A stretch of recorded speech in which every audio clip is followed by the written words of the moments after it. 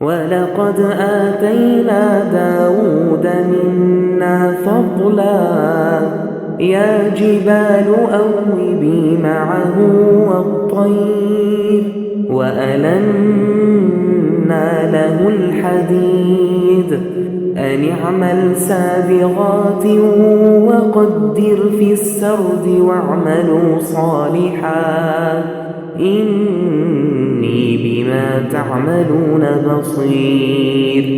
ولسليمان الريح غدوها شهر ورواحها شهر وأسلنا له عين القطر ومن الجن من يعمل بين يديه بإذن ربه ومن يزغ منهم عن أمرنا نذقه من عذاب السعير.